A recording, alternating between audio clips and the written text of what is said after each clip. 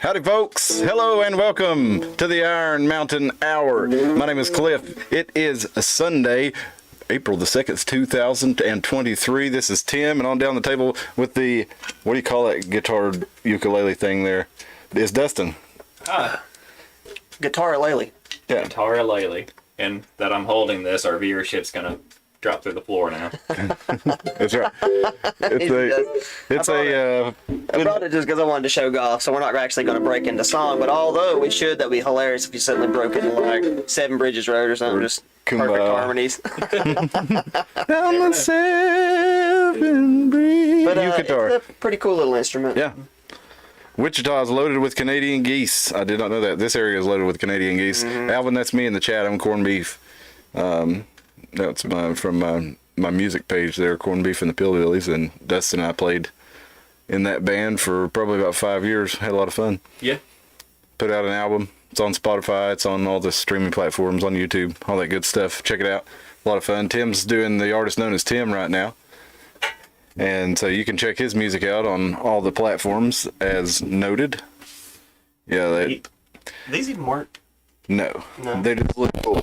I mean, I'm sure they work. I just haven't got them set up correctly. Those are like little realistic brand pencil mics, and there are condenser mics, so they do require phantom power. I would imagine. I've not had much luck getting them to do anything. So I do want to use them because they're really cool. I'm curious about getting some ribbon mics soon. And they would be about that size. I think those are ribbon mics. Are they? Yeah, I think so. Usually use them for like choir lofts and stuff, so I think I want to start using them for like maybe like cymbals. Yeah. But I don't know. A lot of that ribbon stuff, the microphone is really just texture that the average listener is never going to notice. Yeah. But it is a lot of fun to work with when you're recording. What is the chat doing? It's all over the place, so I'm gonna let you. It's bouncing, ain't it? The chat is bouncing. I think we're getting caught up here. Alvin's talking about the U-guitar, and he's going to check out our musical ventures there. And yeah, we had a lot of fun. We had characters that were Corned Beef and the Pillbillies, and my character was Corned Beef Brisket. I can probably pull those up real quick. My wife drew us some awesome art for our album and for our characters. And it was like satirical southern rock country blues kind of fusion between the things. I don't know, it was fun. It was kind of half comedy, half music. Now where in the world? Mine is all comedy. I get up there, people think I'm a musician. I'm actually just a very sad stand-up comedian. And people don't get it. But it's actually just dry humor where I play really sad songs on the guitar, but I'm actually changing the lyrics, and people are mesmerized by, oh, these are good cover songs. The joke really goes over a lot of people's heads. So I'm just hoping my portfolio will pay out in the long run.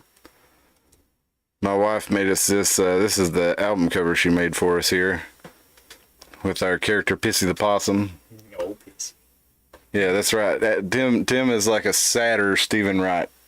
Alvin said Stephen Wright the second. Yeah, I'm like Mitch Hedberg if he was very, very depressed and wasn't so jovial. You know, it's my kid. He really likes that kind of humor. So I was trying to show him some. The Hedberg? Yeah, not necessarily. He likes really dry humor and deadpan sort of stuff. Yeah, deadpan stuff, stuff that you sometimes have to think about and you don't know if somebody's joking or not. Mm-hmm. So yeah, that's the kind of stuff he likes, and I tried to turn him on to some Hedberg. But it's like, Edgar's a little bit different just because it's not just deadpan; it's also absurdist. yeah. That's I think that's the part he appreciates a lot too. Yeah, here's the one the character B did of me. That's corned beef brisket. I had a You know what I'm talking about? That's It's the Dr. Mario theme. Was that It's all these little yeah. hills Dr. Mario? falling down. Yeah, we're the pillbillies there, so Be over to the side dancing in a pharmacist robe, throwing the pills over. and we're drawn as real pills there. Let's see, where's Dustin's at? Yeah, there's Dustin's. Dustin there. Got his 1911 and his kitty cat. And you actually modeled it after a CZ75. Oh, is that what that is? Okay, yeah, I see now. So What even pill more- are you? He's a He's the blue pill. I think he's 160 Get it? milligram Oxycontin. We did use real pills for these. Oh, but- no. But those are capsules. Well, we had to look them up. So this was like this was a capsule. Mine was a Tylox, I think it was. It was an oxycodone variant, and so was his. Now today, I was telling you guys earlier, I think my allergies are going to be a whole lot better. Oh, I missed that. Used to manage contemporary Christian concerts for about 6 years. Alvin did. Okay. Well, this is not contemporary Christian music, but it's Well, no, he had a harder job than what we're used to. I was around contemporary Christian sets, and those concerts are so big yeah.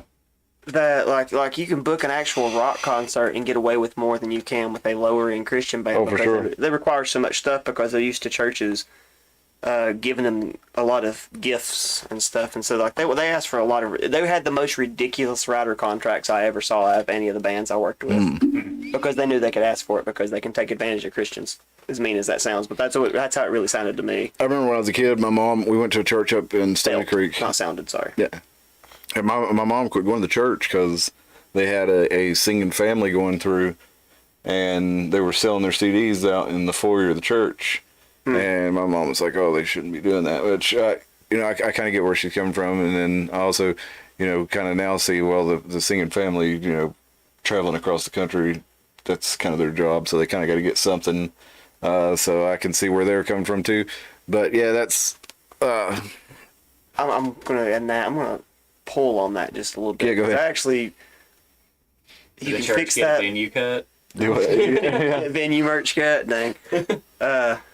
They probably played for free and then got to sell their CDs. You could be my move. guess. Well, they usually do a love offering, Yeah. quote unquote. But you could move the merchandise to the fellowship hall, for Yeah. example. That would fix that. But like in the story of Jesus, he was mad because the church itself was selling stuff to people. It was like selling sacrifices, selling idols, and stuff. And there like were that. money changers in the church operating out of the that's what it was. church. It was money going. And looking back on that as a kid, that should have been a giant red flag to me about the church that I was going to as a kid, that things were going to go awry. Is on your way in and out of the foyer, way before the idea of a mega church was going on. We had with the church, I'll say that instead of we, had started selling like Hillsong and Vineyard CDs and cassettes up next to the door, and it was just straight a sale. Like they bought them straight from there, and it became like a store. Then they opened a little book thing. And, Yeah. And I do disagree with that because I don't know. I'm sure I could make a very long explanation about why you don't start putting a store in a church. Yeah. But That pretty much sums it up. I mean, I think it's pretty obvious. I'm not going to go to war with people who have little church like stores in their churches or anything like that. But there is something a little bit weird about it. But hey, Alvin said you're pretty much spot on there. Big bowls of M&Ms with all the blue ones picked out. And he said concerts he did were in regular venues. Dude, they suggested, Alvin, they actually literally specified, I won't say who the band was because I'd be dickish, but in big bold letters. you not being a dick. I do try to not to be complete. I am an ass, but I'm not nefarious. I don't go out malicious. There we go. I'm not malicious. I don't actually try to make people's lives harder unless they call it out at me. In big bold letters on the writer contract, it said Miracle Whip is a big no-no. I'm like, oh my God, are they talking like fourth graders here? Who uses Miracle Whip anyway without specifically being asked for Yeah, it Miracle said Whip? Miracle Whip is a big no-no. I ended up canceling the concert. I was glad I ended up not working with it. But it was that group's CAA, which is out of Nashville. It's a huge group. So, I mean, like, it's stupid stuff. Not that I mind Miracle Whip. It's all right in some situations, It's a but big no-no. I was like, oh my God. I can't believe it's on a contract. Alvin says churches normally manage their own internal events. Mine were in public domain. I was hooded in several promoters out of Nashville, I guess. I wanted to show y'all today, though. I was telling the guys, I think my allergies are hopefully going to be doing a lot better. Every night, like 12:30, I start. I guess it's when my heat kicks on or my air kicks on, Could be, yeah. and I'll start, sniffling, and then I end up snoring. This guy says, this stuff can help with sleep, can cause sleep apnea and snoring and, asthma, all kinds of stuff. But I just wanted to show you the dust that this company, Dirty Duct Cleaning, cleaned out of my house. I put their link in the bio if you're in the Tri-Cities and you need your ducts clean if you ain't never had it done.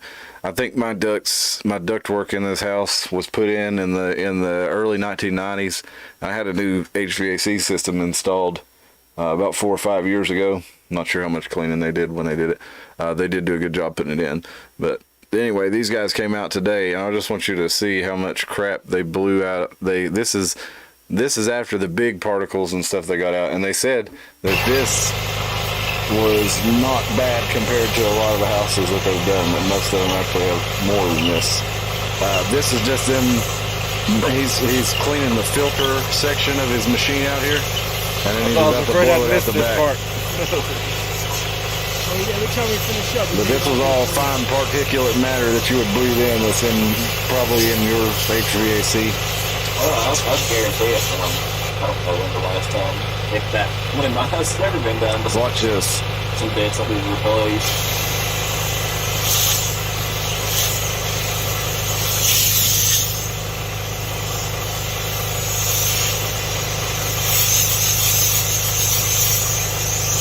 And he goes on to do that a couple more times. But Dirty Duct Cleaning, if you're in the Tri-Cities, those guys are awesome. And they are, I put their website in the description of the video. So if you guys need your duct cleaned, check them out. I highly recommend them. They did a great job. We're in and out of here pretty quick and really thorough. All my stuff looked good. And look at that dirty duck on that wagon back there. Yeah, dude, Kyle, the owner of the company, That's a raunchy dirty duck. His 15-year-old daughter drew that duck, and I thought she did an awesome job. But those guys were great. Really appreciate them. And Tim was reminded of this when he saw that duck. So oh yeah. Now I fondly remember this too. So let's see. Hit it at the beginning to get that true one. Oh, you want to see the beginning? Oh, to get that true one. Oh yeah, you gotta. Here goes. this toilet may look clean, but under the rim are grungy's ordinary fluids. I've had that duck all in my head since I was probably when this came out. It's been 20 years ago. And we know from you talking about the goose on Big Trouble in Little China how those foul calls stick with you. If it's audio. If it's an audio sound or something, I'm going to remember it. I don't read though, because it says. I did read Alvin's comment that we were required to have boxes of Captain Crunch for one band in particular. That's pretty funny. The best, simplest band, and I will say their name out there just to help, just because it's a positive thing. The easiest band to work with, despite their size, even at the time, was actually He Is Legend. All they required was a bottle of Jack Daniels, a bag of the chili cheese Fritos, and a 2-liter of diet soda. It's pretty easy. That's all they wanted. And when I showed up with it, they freaked out because somebody actually got it. Because that's actually how the writer contract goes, is you usually don't get it. But I liked them. They were good. But I still like that band. That So was good too. the fact, you guys opened. Yeah, I forgot about that. The fact that I actually got to book them and stuff. I was like, yeah, I'll give them Jack Daniels. Well, y'all also down in the description, go down there and check out our Rumble channel. We got a link to it. Go over there and follow us on the Rumble channel. Watch the videos there. They get uploaded a few days after, but if we get up to 100 subscribers, we can live stream on the Rumble as well. So we can have a multiple. Dare I say it? Let's get ready to rumble. That's right, folks. We need to He get did your it. buffer on. He did it. Bruce Buffer. Womp, womp, womp, just- Michael Buffer is the original. I don't know if he's the original, but he's the guy who did it in the 1990s. The That's Let's the Get Ready to original. Rumble. Bruce was the UFC one, so if Michael was older, that was probably either his older brother or dad. I don't know if that's the announcer family. Might be. Which that's kind of fun. Their last name being Buffer, and Yeah. you know, stuff uploading at Buffers. While we're getting ready to rumble. But yeah, go over there and check us out for sure. Go back and watch the last few episodes, as particularly this episode. I think it was it 78 we did where we talked about the reincarnation soul trap, or was that the one before that? No, it's 77 where we talked about the reincarnation. Numbers, I don't Yeah, so 2 episodes ago we talked about the fight within the reincarnation soul trap community and the that's right. Just let your soul trap. But yeah, we talked about that a couple episodes ago. It was really interesting, and then last week we did a free for all. Tim and I got into some of the stuff in the political news on Wednesday, and Tim was about ready to quit life. Not yeah. life, society. Yeah. So sorry, didn't mean to. I'm not saying. Didn't mean to I'm not put that. suicidal. No, sorry. Spring. Didn't mean to imply that, Tim. But yeah, so go back and check those episodes out. There were some good ones. We got in some good information. I guess we're gonna have to keep going down that road as President Trump has been indicted, but we'll get into that on Wednesday night as far as how that plays into the Great Reset, Great Ricochet. But tonight we're going to continue with what we started on episode 77, where we're talking about the reincarnation soul trap, and we are going to get into something that has, it's enthralled the minds of many for millennia, and that's the Library of Alexandria. And we're also going to get to talking to how that might relate. How does that relate? Are we actually being creative, or am I just blowing smoke up my own ass here? But can we find a connection? I was like, you can do whatever you want. Can we find a connection, a legitimate connection to Edgar Cayce and the Akashic record between the Library of Alexandria? Let's not answer that right now. Let's start the conversation. Thinking of the benefits. Okay. Well, and we're going to go on to a little bit later for our local folks. We're going to get into postcards from Johnson City from our friends over at stateoffranklin.net. And we're going to look at Johnson City through the ages. We like to get into some local history and some local attractions and things like that in these shows. So we'll do that tonight. Sticks Hexenhammer, says Alvin. We'll give you the news you can use. Yeah, I like Sticks. I get his Rumble stream notification every morning. He's one of those guys I'm familiar with, but I've actually never watched them more than a few seconds. I honestly don't watch him that much because his streams are always like right when I get up or right when I start work, or he's usually pretty early in the morning. Maybe he's from the UK or something, I'm not sure. I just get too aroused at the sight of leather.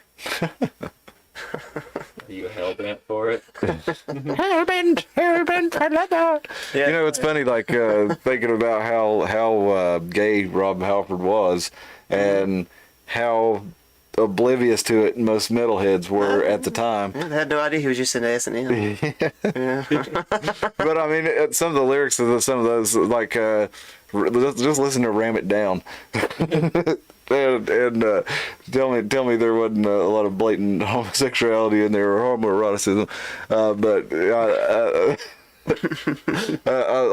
love Judas Priest. I just think it's funny that was a shock to people. Like, you know, Like you didn't see that? yeah, it's kind of like, it reminded me when Michael Stipe came out from REM. I was like, dude, we just always assumed you were gay. You really didn't need to come out.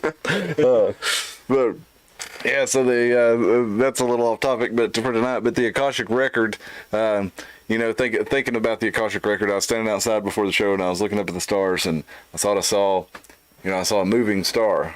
I'm like, whoa, that could be satellite or drone, a UFO, who knows what that could be. And then I thought I saw a chupacabra, but it turned out it was just my neighbor's dog running across my yard. That dog does have a kind of gnarly snout. Yeah, she's a she's a what do you call it, Australian Shepherd and Collie mix, I think. They look like collie. And so she's got a long snout and she's got a lot of fur on her. So, but anyway, I was thinking about the Akashic record, and what have you guys heard of it? You know what that is? I know. I'm not good enough to give you a bullshit explanation, but yeah. Okay, well, I'm not really super familiar with it as myself, but it sounds like something. it sounds like it relates a lot to what we were talking about with the reincarnation soul trap, so much that it seems like it may even be the opposite side to that, because these guys are saying we are constantly being reincarnated. We don't have any memory of our last time through, and we're being tricked into doing so by some entity that we see from beyond the grave, beyond this dimension. Whereas the idea of the Akashic record is more that each time that you go through there, you leave an imprint on the world, and this can be accessed. It's basically a record of anything anyone has ever said, done, thought, felt, anything like this through any of their lives, any of their systems. That basically their memory is their karma. As they your life reincarnate is recorded. Yeah. Into the Akashic record, and if you can find a way, you can tap into all those. Because one of the different variations of past lives is more considered multiple lives, whereas every life that has ever existed is one of your past lives, and you can tap into that, which is what would be known as the Akashic record. It's like the hive mind record that all the individual lives when they die. It's not all that stuff isn't lost to time. It actually goes into a giant recording, And I would argue that that's basically what people are trying to create with the internet. It's like your artificial stats version. Whenever you respawn, you dead and you respawn, but your stats are still there. Yeah. But that's what Edgar Cayce would say, is he would tap into the Akashic record, and among remote viewing and other things. But Oh, Sean, I got your email, and thanks. Can't wait to see you in Tennessee. Good luck selling that house, brother. He's gonna put it on the market soon, and hopefully he'll be down here in where's Tennessee. he trying to come from again? He's from Oregon, I believe, or Washington. I can't remember, Sean. I'm sorry. I wanted to say You'll correct me. Washington. He's Aberdeen, Washington, I believe. So yeah, Aberdeen, Washington. sounded correct. Oh man, I forgot to go into this one the other day. Alvin, that was funny. Chat. Oh yeah, he said that's like a Polaroid photography, kind of.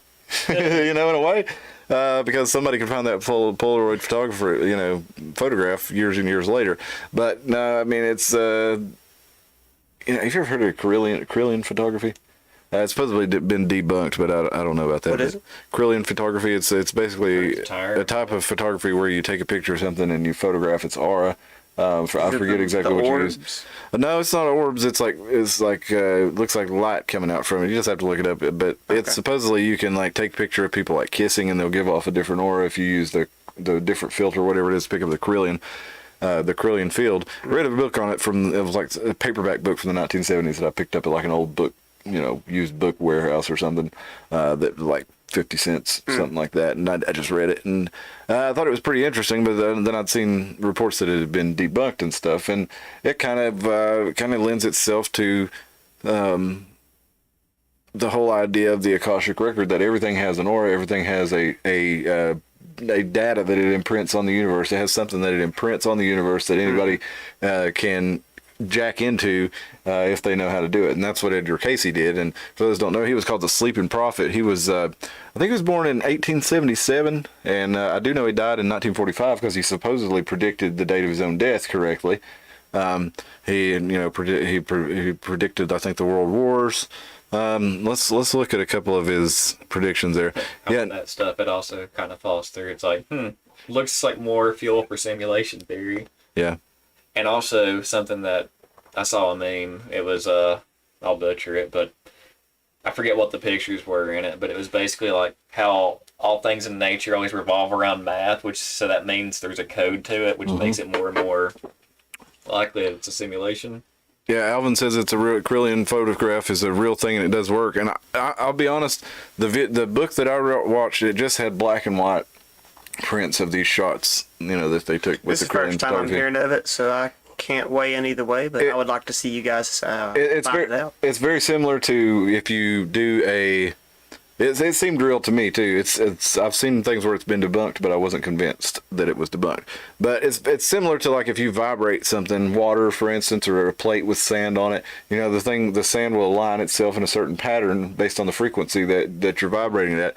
Well, Kirlian photography is basically, the idea is that your body and that your everything, every living thing and not living thing, actually resonates at a certain frequency and a certain energy that's part of its aura as a piece of matter, which is, vibrational energy condensed to a, type mass. So this aura that it puts off can be photographed given the correct filter and the correct setup. And these Krillin photography, they would take pictures of different things, people kissing, people angry, people leaves, just different things, water, and they would each have a particular signature that could be picked up with this special camera setup and filter setup. These auras that are being picked up, would in theory be part of the Akashic record. Let's see Sean real quick. He's talking about in LA there was a band called Nudist Priest. They played all the uber cool night spots. Nudist Priest, I like it. I like parody bands like the Burger King one. Yeah, Black Sabbath. Those I are can think of hilarious. the name. Yeah. That's good stuff. Like Led Zeppelin, the all female. Yeah. I haven't seen it. Have you seen the Iron Maidens? Iron Maidens. Yeah. All chicks doing Iron Maiden. A lot of fun there. I think somebody should do a Limp Bizkit tribute band. I think it would be a lot of fun. I don't know what to call it. Snoggy Cookie. I don't know. Probably something about starfish or something. Yeah. But Alvin says capturing the energy given off by living organisms first discovered with plants photos. That's right. Yeah, and they photographed all kinds of stuff. Could you, in theory, Honey Pie, what's up? Honey Punny's having Honey Punny. I was watching I was watching James Bond this weekend, so I was thinking of Money Penny. Yeah, Honey Pie is having a good time. Thank you for joining us, Honey Pie. in theory, maybe they have to know this, so I'm not putting something evil into existence with my words. If everything really is the way you guys are saying with the energy and everything has its own resonance, couldn't you fire a beam that figures out what your specific resonance is?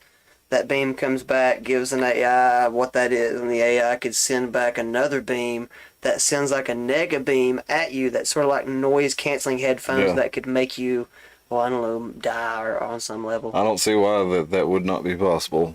Make you turn off like an old school TV. With current technology, that would theoretically be possible. I mean, and to imagine that hasn't been conceived of, Makes you powder like an Endgame and developed somewhere, I would be highly unlikely. That would be highly unlikely that somebody hasn't conceived of and developed that.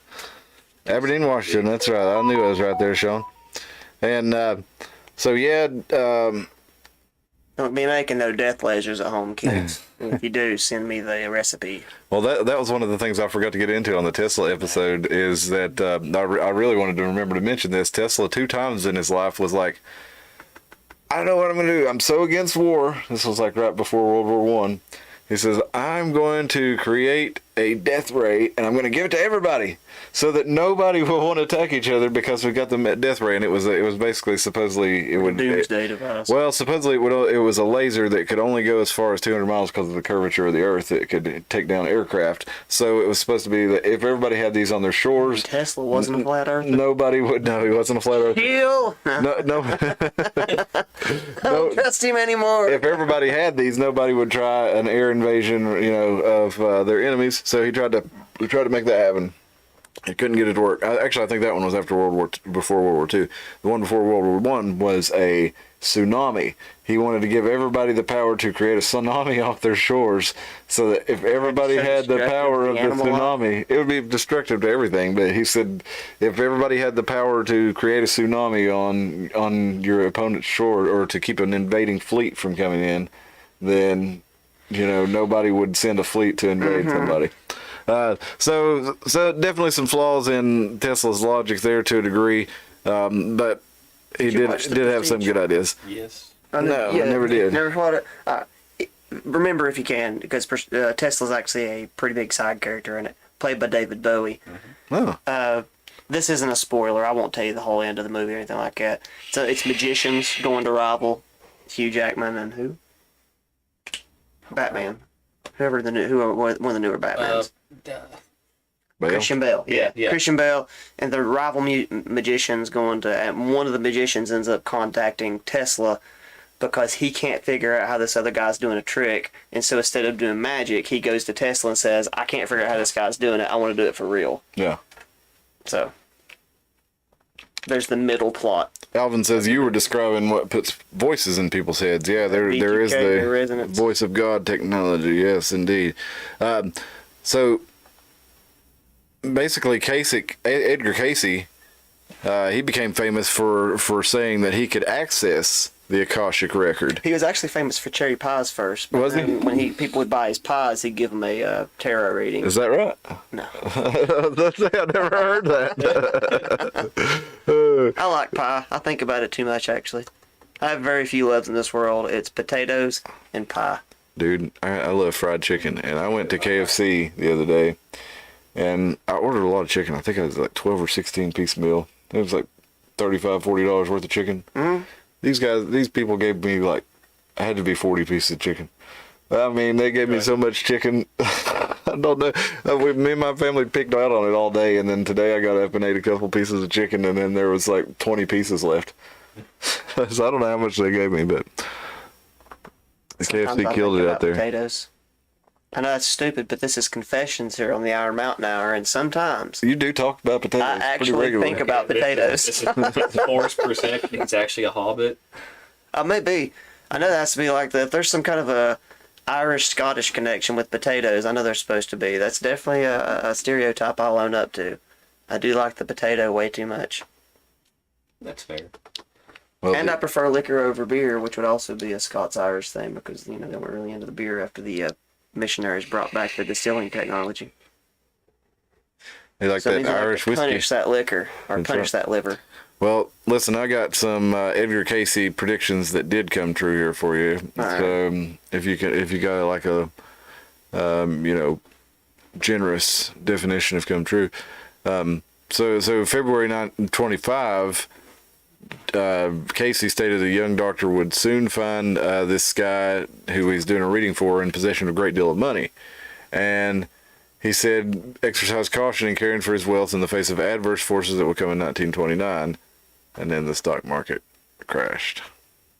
So, did he really predict the stock market crash? His people say he did. So supposedly he also predicted World War II in 1835. He warned a 29-year-old freight agent of catastrophic events that were building within the international community. In response to a question regarding global affairs, the readings described an entire world at war. Although not seeing the picture as necessarily an unchangeable destiny, Cayce warned that tendencies in the hearts and souls of men are such that these conditions could be brought about. He said, as the affairs of internal nature, we find these in a condition of great anxiety on par with many, not only as individuals, but as to nations.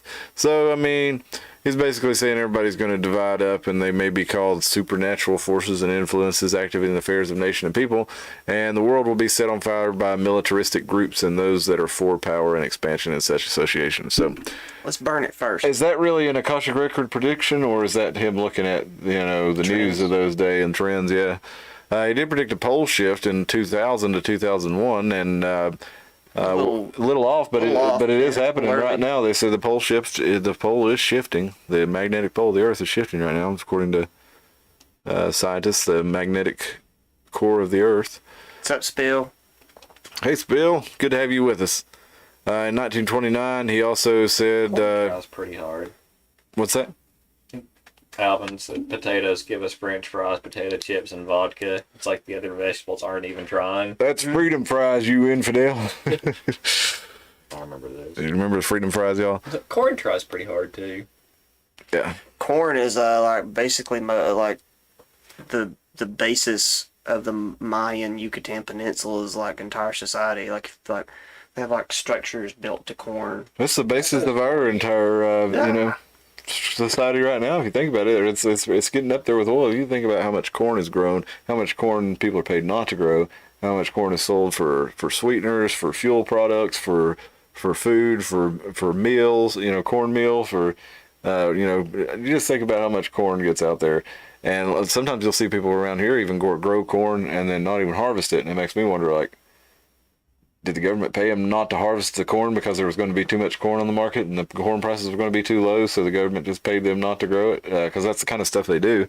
That's how they basically regulate the price on the market without, regulating the price. So it always makes me wonder about that. But he also predicted the convergence of tech companies, communications companies, that, like AT&T, which is American Telegraph and Telephone. Is that what it was? American Telegraph and Telephone.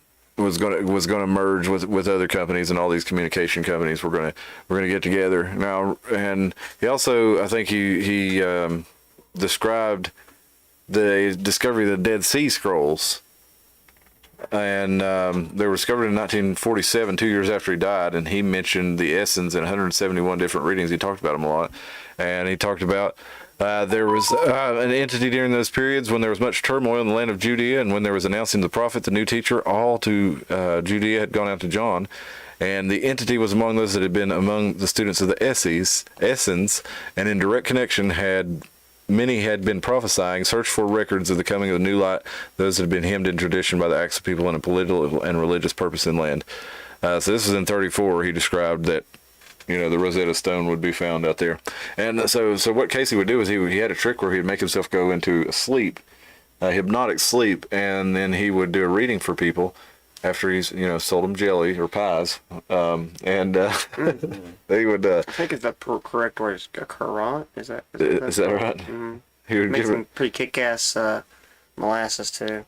Yeah, Alvin says try finding something that doesn't have soy or high fructose corn syrup. That's true, man. I think carrots are underrated. I was thinking that too. Carrots are good. Well, if you buy just try to buy some hot dog chili. Just try to buy some good old hot dog chili. You think what, beef and beans, right? You think it'd be? Mm. It's very hard to find one where the first or second ingredient is not soy flour. It's usually pretty high up on there. Even the ones with beef in them, it's like beef soy flour. It's really high up in there. Yeah, like Alvin said, soy's right up there with corn. When you buy vegetable oil, that's soy oil. Almost anything that says vegetable and it actually has soy in it, and there was also vegetable ingredients or stuff like that. It's almost always soy. Veggie burgers, soy.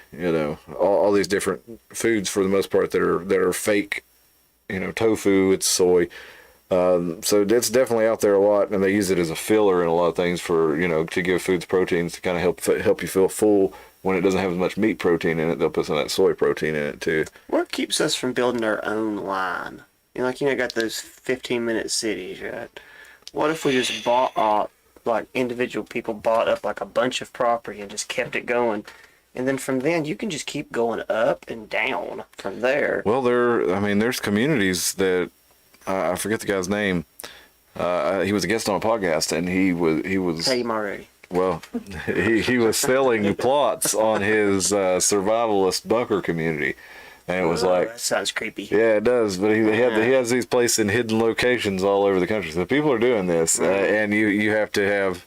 Basically, he's setting up communities. It's this whole thing is you're not going to be able to survive this in a if there is a. Is his last name Jones? It's for rich people. So he says you're not going to be able to survive this by yourself. We're going to have to form communities. So he's trying to do like Fallout. They're rich people. They don't know shit. Yeah. What would happen if you made a bunch of vaults? Hypothetically, let's say this is a great scam. People, Iron Mountain Hour group. Let's assemble our money. We can do this. Let's build a series of vaults, nice vaults. Get rich people to buy into them, and then one day when they're in there doing their little live-in thing, we can pretend like all hell's broken loose, and we can just shut the door and lock them on in, and they can live. They got like 100 years left. They can live in there. Yeah. But we're done. We can go party in the mansion. Just blast cash all night long. That's a great idea. And we can just keep doing that to rich person after rich person all the way to the penitentiary. It'll be a good ride. Part of cigarette cult. That's how we'll fund the That's right. Where are you at, Anna? Anna, are you in? The rich. It's trick the rich. Put them in Fallout vaults and then steal their shit. And then make it real fun in 100 years when the vaults open back up. You got to have a date set to have. It opens back up and everything's so much better. They're like, shit, we got tricked. They got flying cars. Been waiting for flying cars since I was a kid. They do have a hover lawnmower. That's pretty cool. Have you seen that? I haven't seen It's a that. hover mower. Is it old or is it like a new thing? It's a new thing. It's a battery-powered mower, and the blade creates enough Like a Dyson? lift for it. That's what it seems like it works anyway. Okay. The dude was like swifting it, swinging it around, and just mowing without rolling it. It's pretty neat looking. Well, this article from eomega.org gives the description of the Akashic Record. Imagine having a computer system that kept track of every thought, event, image, or desire that had ever transpired in the earth. Imagine as well that rather than simply a compilation of written data and words, this system contained countless videotape, film, and pictures, providing the viewer with an eyewitness account of all that ever happened within any historical time frame. Finally, imagine that this enormous database not only kept track of information from an objective perspective, but also maintained the perspective of individuals and emotions of every individual involved. So that's their description of the Akashic Record. I think that sums it up pretty good. Sounds like really does sound like what they're trying to recreate with something like the metaverse, or the progression of the metaverse. Maybe not the metaverse itself, but the Skynet that comes from the metaverse, and basically all these tech companies combining into a virtual reality mainframe that you basically want to spend all your time in because the real world is so crappy. I'll do it on a matey. What if we've already in it? Yeah, and that's the question. Which that also plays into like the simulation thing, how everything was made. It's like, it seems like it's coming to a butt, and it's like the people's minds are thinking of like, hey, what about this? And then it builds up to it, and it's almost like the meet yourself at the door kind of deal. The powers that be, Alvin. That's TPTB. Thank you, honey pie. She says if you can keep the TPTB from poisoning it, that's called DNA. DNA. That's exactly. That's my theory on what that is too. I don't know if I'm right, but I think so too, Alvin. I think that's your genetic memory.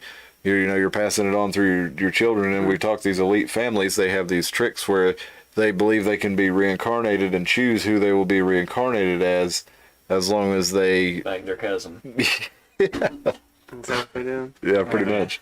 I mean, in so many words, yeah. I mean, Getting read. Just like they have. If you've ever seen the detail they go into when breeding horses or dogs, they keep very, very, very detailed record of each bloodline, and they know where they can breed it. Third cousin's okay once, but not so many times or whatever. They have it all figured out, and they plan these breeding lines way in advance. And so the rumor is that the elite, they do the same thing. And yes, they did have issues where they had inbreeding, 150 to 200 years ago. Oh, Habsburg jaw. Yeah. And where you had like Prince Eddie, who was allegedly the Jack the Ripper.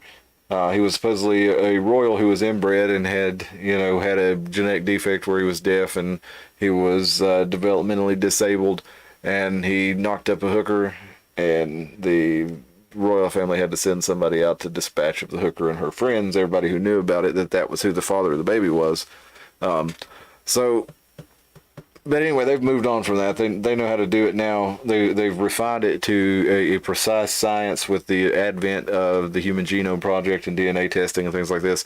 So they've really got it in the bag according to what they believe. And I don't know if you caught this a few months ago, but Jared Kushner, the son-in-law of Donald Trump, he said in an interview, it's probably 6 months ago, he said in an interview that he believes, one of the reasons that he works out a lot and stays in good shape is because he believes that his generation might be the last generation to die, or it could be the first generation to never die.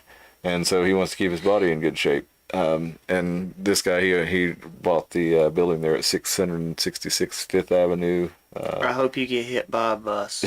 A random freak accident, just a brake line popped, just so you see. I want it to hurt you. I'm sorry, not in a cruel manner. I want you to be laying there for about 15 seconds before you die. You're probably going to get us pulled. I don't want you to go, oh shit, which one of the gods was real? Because one of them just punked me hard. And as your eyes fade out, it's something you've never seen before. It's some weird North African god with like a beard or something. Man. Like something he's never even thought about. You ever seen this movie called... If your brain and your feet were green. And the elves start dancing around going, have some Lucky Charms.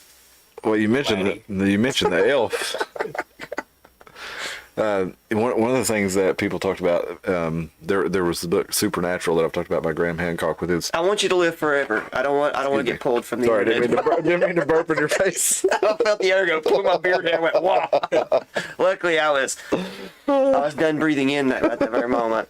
I don't want the guy to die. Sorry, I don't want YouTube to think I'm evil. It's just a joke. It's just the idea that I'm going to try to live forever is just an asshole sort of. You know what I'm saying? It's an asshole thing to try to do. So. Yeah, well, that's what all these guys have been doing, for a long time, and It just makes me wish ball lightning would roll through his window at night.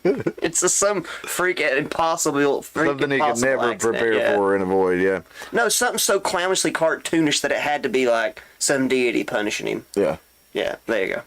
Well, you're talking about the elves, and in the book by Graham Hancock, Supernatural, he investigates the idea of he does ayahuasca, and he goes into the idea that when people do these ayahuasca trips, they have done studies where multiple people in different rooms will experience the same thing, and they'll interview them independently of one another, and they will have a shared hallucinogenic experience while they're under the effect of these ayahuasca drugs.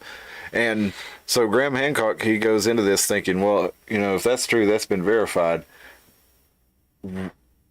Why does this happen? Where do we go? What are they seeing? And so he tries on it himself, and so he tries it himself, but he also does he's an investigative journalist, so he does an investigation into the matter, and he finds kind of the same thing, that he feels like he's dealing with intelligent entities behind this.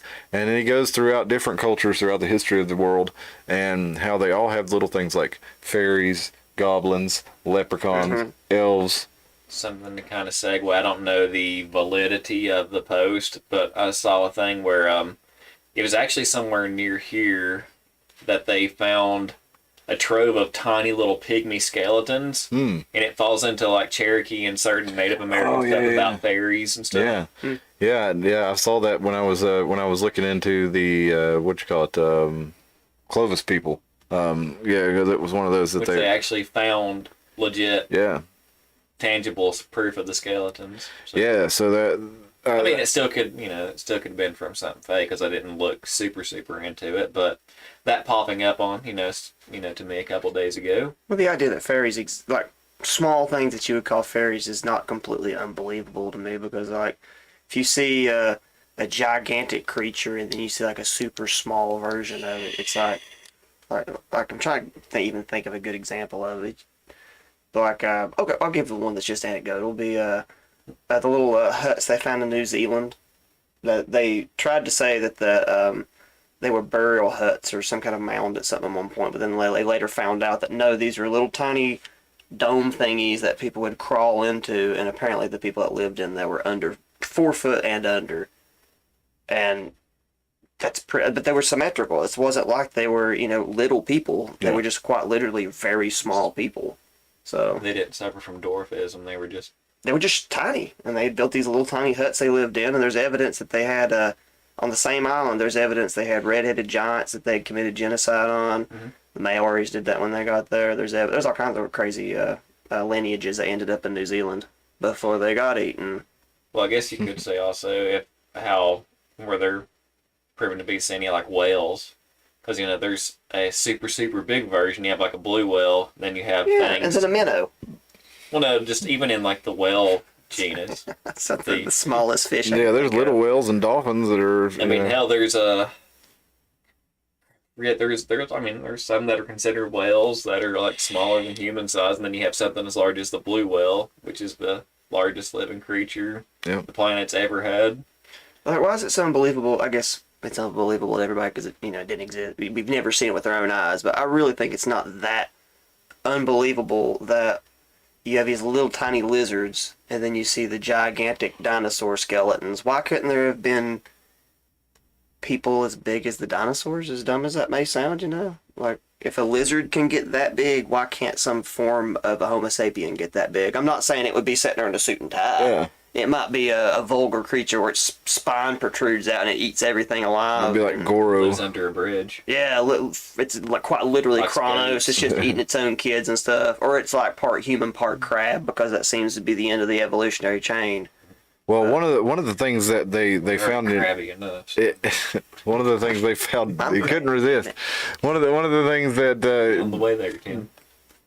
that is common among a lot of these ancient traditions that I'm gonna start doing that. Like whenever I wanted to show my displeasure instead of interrupt, I'm just I was reading a post on Reddit that said this woman said her husband, when he drives and somebody does something wrong, he'll give him the thumbs down. And he said that makes him way madder than flipping I'll them off. thumbs them up now because like it confuses them. They're like, all right, yeah, because I didn't flip You're you being off. sarcastic with your thumbs up. Like, I got a sarcastic thumb.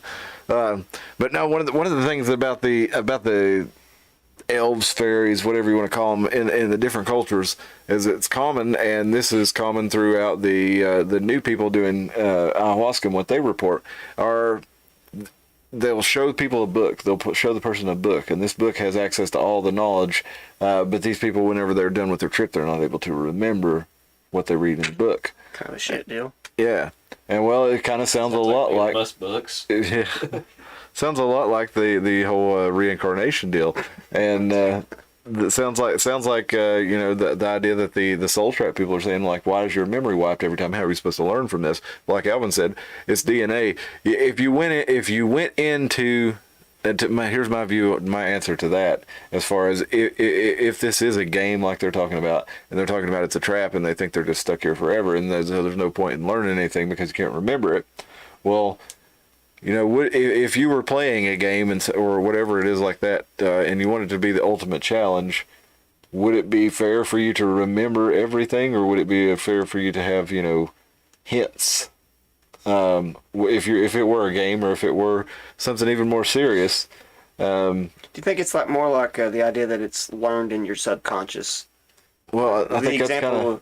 look like you die, and then like that passes on to the next person, like in so deep in your system, sort of like the high and low response system in your amygdala, like the same thing that says you see a stick and you go, oh shit, that's a snake, and before you even have time to go, oh, snake, you realize it's a stick, and like just for that flutter of a second, your heart rate goes up. Like, what if it puts? That's like an ancient tribal thing where we were so convinced that snakes are going to kill us that we think a stick is a snake. Yeah.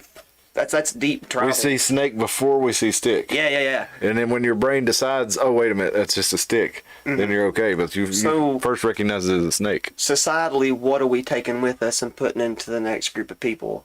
Is you know, I think that's how epigenetics is the correct word for it. Alvin's talking about moon-eyed people down near Murphy. And says statues made by the Cherokee. And we'll real quick go. And we'll see you back here in just a second. Let's see if I can make this thing work here. What'd I do with the intermission? There it is. There it is. It's only on there. I was going to say, is this So, the same? all right. We'll be back in just a minute, folks.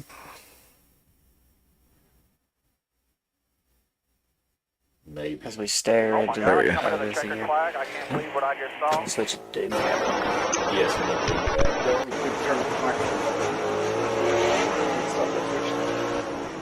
So the microphone's not on. I'm just gonna leave it. I'll fuck up the whole burner if I try to switch it to Doomcat. Did you ever think to yourself, why doesn't the driver just put the car up against the wall and floor it? Right in the wall. Oh my God, coming to the checkered flag. I can't believe what I just saw. Into the championship. Let's go get us a championship. And the fight for the points right at the line. Take a look at what he did. I have never seen anything like that before in my life. Ross Chastain used Whoa, the wall mic is still all the live, way Tim. around this racetrack. Get picked Next up all time those you see shenanigans. something that has not been Hey there, done, people. do not assume it has not been done, because it cannot be done. Be more like Ross Chastain. Be more like the driver who says, maybe I can put There you my go. car against the wall and finish. Oh my God, coming to the checkered flag. I can't believe what I just saw.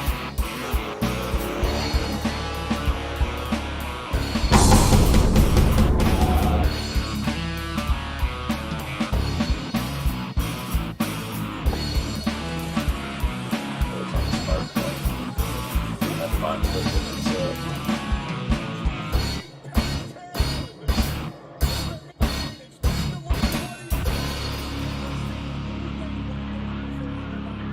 I don't even know how to get back to the Take the mouse down to the bottom. down here, down to the bottom. Oh, hey folks, is it still on that? Oh, here we go. Yeah. Can it see us right now? Is it back to us? I'm gonna have to wait and No, see. the mic's going, but the video's still looping. Hold on, it may. God, I hear Cliff running. He made it. He made it. Okay, it's back on it. Whoa. Tim was trying to pull some I almost had it. shenanigans, but the mic's been live the whole time, so they've been hearing this Oh, okay. bull crap. Sorry, I thought I muted it. My bad. We were gonna update to a Doomcat. Well, maybe we'll do that. I think that sounds like a good idea. Well, we started off. We were talking about the Akashic record, and perhaps maybe these elves, these clockwork elves that people see in ayahuasca trips, or the ancient culture saw as fairies, elves, leprechauns. A lot of little green people. They tend to be associated with green nymphs. A lot of this stuff. Maybe these. Whatever these beings are, maybe they're not even beings, maybe they're just conveyors of information, maybe some sort of neural network that's already in place naturally. I think they're Santa's helpers. You think that's where the Maybe. elves come from? Because like you got the Christmas tradition back, if you go back to the ancient traditions with their mountain people, was heavily steeped in the amanita mushroom.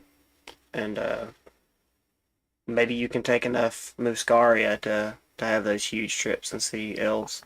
Maybe. Otherwise, I don't know why there would be an elf building. But see, what's so crazy is that people naturally do that without knowing that they're supposed to see elves. People will see elves, and then the elves will show them a book. They forget what they're seeing in the book. I've never had an experience like that. And especially, I had one of my girlfriends in college turn into an alien, and I was pretty sure she had all the secrets of the universe at that time. It was pretty wild.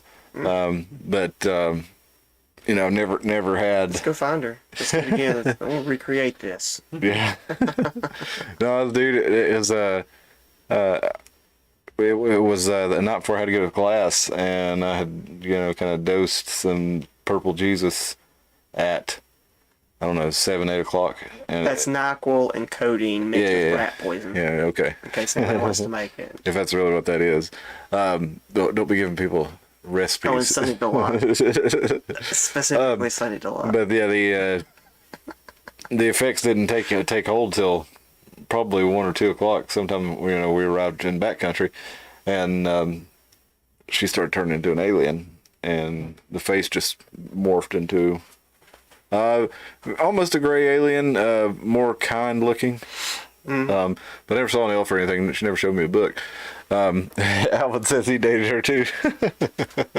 Yeah. Probably a lot of people did. But the so there's a certain knowledge that people say is in these things, and that kind of makes me think of like I mentioned earlier, the internet and AI being able to scour the internet, basically a Skynet. But what you had before even the internet, you go back to the Library of Alexandria. This was in Alexandria, and it was founded by Alexander to be a place of learning for people from all over the world, scholars of all the world. He wanted to collect all the knowledge of the world in one place, and have a as far as the empire being open to scholars from all over the place, being able to come in and study, share ideas and knowledge. The Library of Alexandria was actually curated at one time by our old pal Aristophanes, who showed that the world was round, or calculated the circumference of the Earth to within a few hundred kilometers back, Starting to a few doubt. thousand years ago. He's starting to doubt, yeah. Starting to become a flat earther just because there's whole channels on YouTube with thousands of viewers and lots of very normie oriented people that support them that for some reason think they should have a big head because they know the earth is round. Like, Dude. the community's actually more cringe than the flat earth community. Dude. I'm like, you guys are getting an awful big head about proving flat earthers wrong. This is really bad. This is like picking on the CDC class here. I said this years ago, man. I said it on when I was still active on Facebook. I don't know, so 5 or more years ago, and I got a bunch of shit for it, and like bad reacts or whatever, because I said basically, you can talk shit about all the flat Earth people all you want. I don't think they're right, but at least they are trying to think for themselves to a degree. Mm-hmm. It's like you people never even questioned whether the Earth was round or flat or anything like that because you read the book and it told you that's what it was, so you said that's what it was. Like, you have no idea if the Earth is round or flat. The book just says the Earth is round, so you say the Earth is round. These flat Earth people, at least they're looking for some sort of truth and not just accepting, the given truth. But anyway, I caught some flack for that or whatever. But Of course you did. the Jill, yeah. round earther. No, I caught it from the round Earth people for saying, these people are just stupid. Yeah, like I had a lot of people get mad at me, and it's not even because I believe the flat Earth thing. It's just like, if we're being honest here, people, there's way dumber beliefs out there than flat Earth. Oh, yeah. Like one individual, you can't. I mean, you could be delusional or dumb enough, or just not have enough evidence. But like, we believe some pretty stupid stuff besides that. So, I just thought it was very, just very cringy the way of this one video had like 6,000 views within like a day. And I was like, oh, this is a big community here. And they had their own little language and stuff mixed in there and stuff. You should respond with this. And they all get together and laugh at this like flat Earth. And it's like, you're just as dumb as they are. That's what the impression is. This group of people that are just as dumb as they are because they feel like they're smarter. They're all going to sit there and laugh, and it's really weird. Catch the chat up here. We missed quite a bit, but yeah, I definitely follow. Spill says she's never seen anything but a tie-dye move on acid and didn't see anything on shrooms. And didn't eat enough. Yeah, Gotta eat a lot of shiitakes to get that kicking in. I took a heroic dose one time. Heroic dose 5. Well, this was about a half ounce. No, that's what beyond that point is what they call veil. Well, I got lost in the woods for a few days. Anything over 10 is just what they call piercing the veil. I was able to see the veil. I saw a wireframe model of the universe, and all I could do though was laugh and roll down the hill. Probably just some chicken wire you got caught in. There was no chicken wire. It looked like if you ever seen a wireframe video game model. Yeah. That's Star Fox. There you go. Yeah. Well, you remember the Tony Hawk where they had you could look at the wireframe model of the webs of the warehouse. That's what the whole world looked like to me. Like even the air, I could see the wireframe that it was all made on, and all I could do was laugh and fall down the hill and roll down the hill. Let's see. Alvin, he says, Honey Pie. No, wait a minute, gotta go back here. Alvin says, I had to read the book, The Gray Man Tapes, and Spill says she thinks it's like a Dyson sphere. Honey Pie says she thinks it's round, but she's willing to consider the possibility that it's flat. I'm open to the possibility, but I feel like I've done the research to believe it's round, including measuring the shadows of sticks at different locations at different times with a friend. And I like the idea, because this is the new world we live in. You're allowed to want to be a horse, and people have to call you a horse. I'm allowed to believe that we live in a giant crater, and the Earth is actually the size of Jupiter, and that the reflection on the moon is actually a reflection of the greater Earth. And I think that's a much cooler, much less boring idea than the Earth is round, and this is all we have to deal with. Am I wrong? Yeah. But I don't care. Fuck that idea. And I'm going to live in my delusion. There ain't nothing you're going to do about it. Round Earth shills. I like the holographic theory, which is pretty neat. Or the black hole theory that our entire universe is actually existing within a black hole, and there's millions of other different ones that are in their own little vacuum. Yeah. Which is why we have the semblance of possibly being alone. Interesting. And you also have, if you're going into a black hole, you have the event horizon where you reach that. There's basically time stops according to the movie. According to theoretical physics, when you reach that one point though, time would stop for whatever's going into the black hole. Really, it would be getting spaghettified, as they say, and that's what happened ripped to shreds. But to the perspective of the thing being disintegrated, time would stop. I mean, you'd be dead, but time would be stopped while you're dead. Yeah. Right? Yeah. It's like, did you see Grantham's video on the disruptor rifle from Star Wars? I saw that. He's like, it's been banned because whenever you shoot somebody with it, it totally obliterates every molecule in their body, and it happens think instantly. It's humane, but then you come to find out that for 15 minutes they're in the most excruciating pain. So it's kind of like that when it stops time, even though it's being shredded, time is all stopped there before it. But the Library of Alexandria was in Alexandria, Egypt, of course. And I know you guys have heard it a lot from films, from popular culture, from people who are trying to sound smart, say, oh, just think of the amount of knowledge that was lost that day. If you watch a video, as a matter of fact, let's go look at a video of the Library of Alexandria right now. I bet you the top comment is like, I'm so sad for the knowledge that was lost that day. I bet you anything, the first video we find. I think my destiny in this world, called by God, whatever God you would think would call this person right here, I think I'm supposed to destroy every piece of literature in the world and teach people that illiteracy is the way to be. Hitler. If you can't read, they can't control your brain. Well, I was wrong. They're going to call me. They didn't say that on this one. Fahrenheit 450 Tim.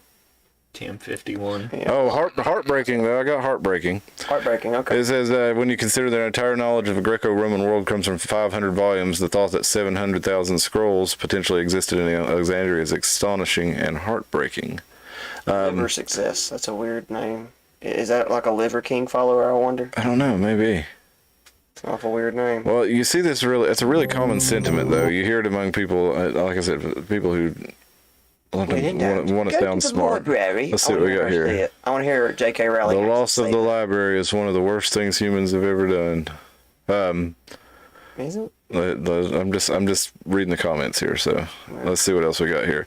Ancient Alexandria, one of the greatest treasures. Oh, that's not a YouTube video. One a YouTube video. Well,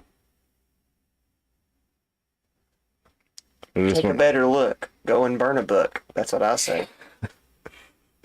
No comments on here, but it's a real common sentiment to hear, but when the Library of Alexandria burned, it wasn't okay. Yes, it was a collection of all the knowledge available at the time, but there was knowledge dispersed all over the world at the time too, and there were a lot of copies of a lot of these books around too. So there were multiple libraries that tried to copy this. This was the main one. Is there a Kama Sutra in the Alexandrian Library, you think? Probably so. I mean, from ancient India, if it's that old, it's a pretty old book.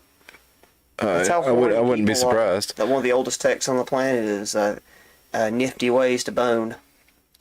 Well, Aristophanes, as I was saying, he actually ran the library for a while he was running the Library of Alexandria while he was measuring the curvature of the Earth.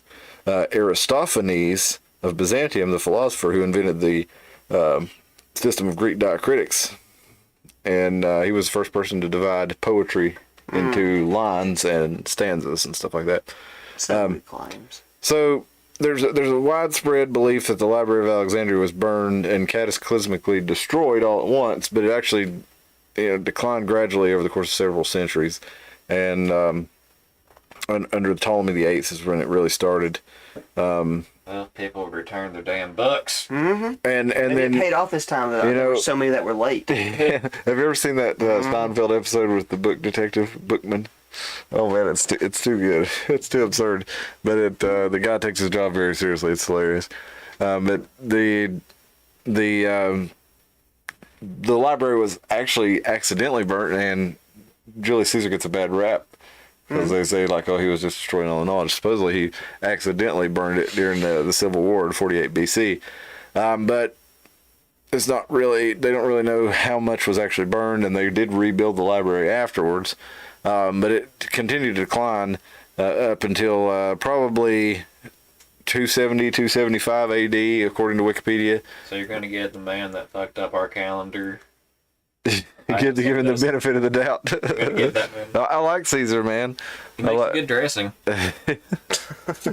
I like a Caesar salad. All jokes aside, that's my favorite salad is the Caesar. I like a Caesar. It's the only way you can make a good Caesar. It's the only salad that's good without tomato, in my opinion. I have to say, see this name here? Yeah, Theophilus of Alexandria. I like names like that because I can't pronounce them. And Yeah. the musician, the jazz musician, Thelonious Monk. Yeah. Right?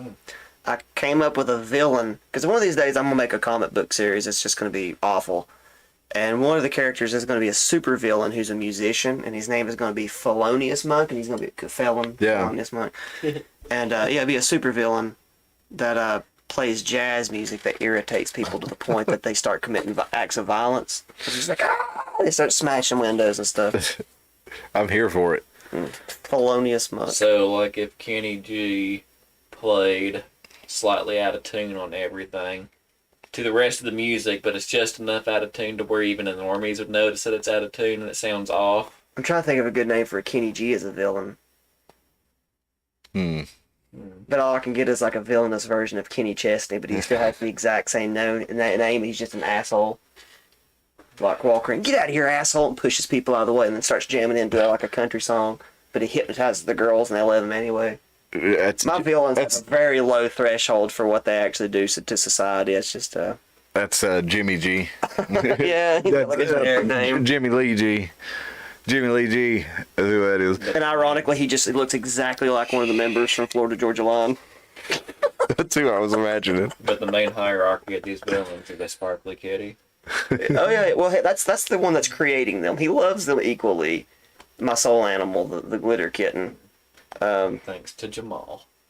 The glitter kitten loves all. The glitter kitten sees all, and he allows all to be created because he sees the beauty and the absurd as well. All hail the glitter kitten. All hail. Well, the Library of Alexandria was an attempt at collecting all the knowledge of the world at the time, much like the internet is today, where it can be accessed from all over the world. So, Books on kittens they had. just think about it. Think about how many are in your local public library. Think about how many they had in Think about Egypt. the internet, how many kittens there are. Yeah, exactly. And we talk about Also in Egypt. yeah, and it makes you wonder: did Egypt really worship cats, or was it like? Well, I mean, I guess we do worship cats in a lot of ways. I mean, we keep them at our house and feed them, and they're our best friends, and they Amazing. protect us from rodents and ghosts. yeah. So yeah, definitely good to have cats around, and so you can't really blame the Egyptians for that. But I bet you're right. I bet you there were a lot of hieroglyphic kitty books there, and makes you wonder. One thing you say, like, a dog is like a more of a physical protector because they'll guard you from physical things, but a cat's a spiritual protector. That's why witches like them, where they're fucking with all that juju, Yeah. letting lots of things. Well, my family would definitely tell you that the dogs can be a spiritual protector too. But yeah, I think I see what you mean there though, because there is that.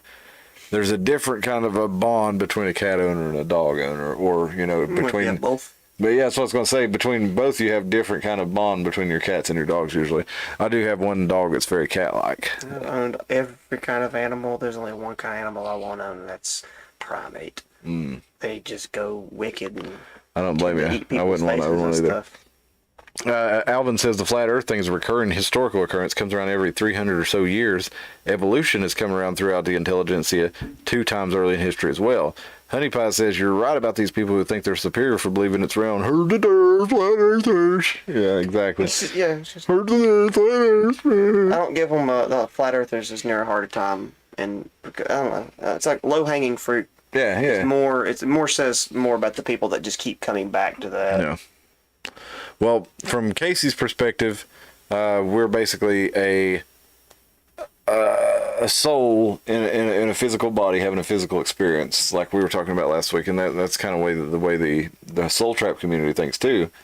And basically, this realm is to trap our soul in its productivity. And other people say that no, it's actually to purify the soul to where you are actually capable of sitting aside the creator. There's things you have to go through before that you are enlightened enough to be able to ascend to that level of consciousness. Still think mine's pretty dirty then. Yeah, I'd say we probably all got a long way to go. But The new subject that the Soul Trap people are hung up on now is the concept of pre-birth memories. I think that's interesting. I've heard of it. So we can talk about that at some point. That's way off base, but I didn't know they were hung up on it. I've just been following that one, just watching, like, because it's just interesting commentary community. Because there's like 5 or 6 people I'm watching now, just because they're so caught up in arguing with each other, they almost won't talk about the subject anymore. But one of the things that's coming up now that more and more people are bringing up is the concept of pre-birth memories, and most people seem to think that they didn't want to come here, that it's not a that it's known ahead of time that it's not going to be a good place to be, whether or not it's beneficial or not. Straight up not having. And again, that's how the thing is, though. It's like, do you want to? I mean, it just all depends on what your goal in life is. If you want to come and have a hedonistic, pleasure-seeking life, then that's what you'll do. Maybe that's the soul trap, is focusing on all the pleasures, the physical pleasures of life. Maybe that's the soul trap more than the actual, giving yourself into another entity or whatever, or purifying your thoughts, purifying your soul. Maybe that's it. Is it's so hard to focus on those things when you're here in this physical realm. And I think that the Library of Alexandria and the internet and AI and the Internet of Things, I think these are all examples of our trying to basically recreate the Akashic record with the technology that we have available, whether it be in Alexandria and the papyrus scrolls, and they say they may have lost from 40,000 to 400,000 scrolls over there. According to that one comment, I don't know if that's true, but 500 volumes of Greco-Roman history. I feel like there's more than that, but I think we do. And you say hentai, tentacle porn. Dude, I watched a movie the other night. I watched a movie on Tubi. Cracking porn. I saw some. I'm not shitting, man. I was watching a movie on Tubi the other night, but it was called The Deep Ones, and it was based on the work of H.P. Lovecraft. And it's an independent film made in 2021. But they did this thing. They took this guy out, and these rich people. He was Airbnb in their house, and they took him out and smoked a joint with him. And when he hit the joint, like, they hypnotized him right at the point that he inhaled, and this pregnant woman comes out there, and a tentacle comes out of her body and goes up and starts going into his throat and gives him a vision. And then they unhypnotize him, and he starts coughing. And they're like, "Man, you hit that weed really hard." Like, I told you, our shit was really good. But I fell asleep shortly after that. But that made me think, is this going to be a tentacle porn movie? Because it kind of feels that way. But, yeah, it's very uncomfortable watching it. But that weed tastes like calamari. Calamari Kush. I will say, like, our obsession with peckers and stuff is pretty impressive, because if you look not just at, like, and you can Google image any of this stuff, but you really do need to see it for yourself just to understand what the levels of just how many dicks there are in Pompeii. Like, if you look up on the Google, if you go to Pompeii relics, they're all not actually in Pompeii. They're actually in they call it Napoli. What is the English word for it? Naples. In Naples, Italy, that's where they keep. There's a museum there, and it's just all the most elaborate metal copper work of, like, big peckers and stuff, that, like, wind chimes made of dicks and all kinds of crazy stuff. And then when you get to actual Pompeii, you think, okay, they made a lot of metal work out of dicks. No, like, the houses after they unburied the city still had, like, the frescoes along the sides, like, like we paint our ceilings. They did the same thing and put a line along the top of your ceiling all the way across. And there was more than one house that when you walked in, it was just naked people fucking in different positions all along it. So it's just like, well, see, this is a really horny city. That, and these people understood that was the way with which the dick was the means with which the Akashic record is passed on. Maybe there are stone dicks on the street pointing what direction you're supposed to get in to go to the brothels. Because at first they were like, yeah, you'll be able to recognize a brothel because of the way the bathhouse is set out, and there'll be this big stone dick out front that looks kind of like a stool, but it's not. And then there'll be porn on the walls. But there was lots of houses that you would just go in. They'd be like, oh, there's a seat in there and stuff. Oh, look, there's some naked people fucking on the wall. So it wasn't just the brothels where all the naked art was. It was also just a regular part of people's decoration in some cases. I just think that's interesting. Well, to tie this one off here, it seems to me that the Library of Alexandria, the internet itself, all the great records that we have these days are something of an attempt to recreate the Akashic record, especially when you start plugging in all the different knowledge from all over the world into it.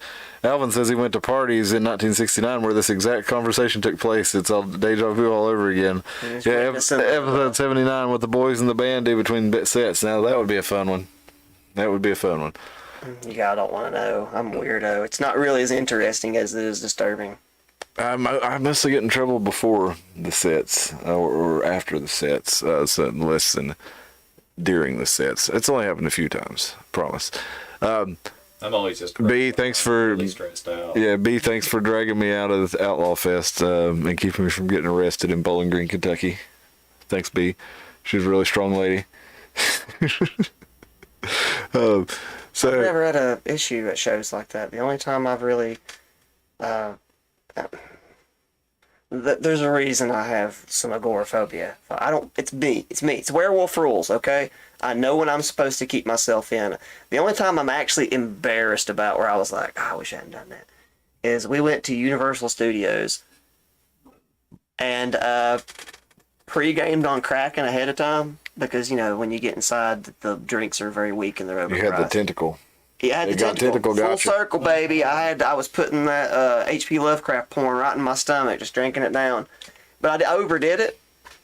And sometimes when I overdo it, I get, like, I just get mouthy, right? And, like, we were... mouthy? No. Mouthy, yeah, like, but not malicious, just...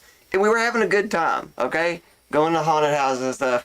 And I was laughing my ass off. And a guy walks up to me. And I am, to be fair, I am really, really drunk. Like, too drunk. But I'm having a good time. I'm not starting a ruckus. There's nobody.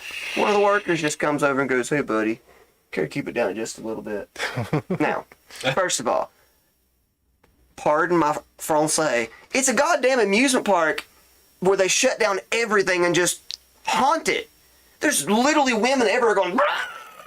as loud as you can, and this guy had the nutsack to walk up to me to go, hey buddy, you care to calm it down just a little bit? I was too loud I couldn't let it go. I was like, Too loud for the you're telling me music. I'm too loud for a haunted house the size of an amusement park? And he was like, yeah. And as he's saying, yeah, you hear the rip rock in the background going, I was so whizzed because I couldn't let that go. I was like, dude, that's impossible. You know you're an idiot to think I was too loud for a haunted house the size of Universal Studios. Is that room or not? I couldn't let it go. So yeah, dude, if you ever stumble across this, you're a dick, dude. You can't be too loud for an amusement park. I wasn't starting fights. I was just laughing my ass off and having a good time. So in short, fuck you. Maybe it was a guy like, if you remember Chris Farley in Black Sheep, where he has to pretend to be the security guard to get in to see his brother. Maybe it was just a guy. Sounds like Nick Diaz with UFC. That's old UFC lore. Well, who knows? But who knows about the connection here? But I'm trying to make the connection that basically the Library of Alexandria was an attempt by the elite of the day, Alexander the Great, to recreate or to create something similar to the internet today. What we got here? Alvin went to Spill went to a shop on Haight-Ashbury like that. Pickers everywhere.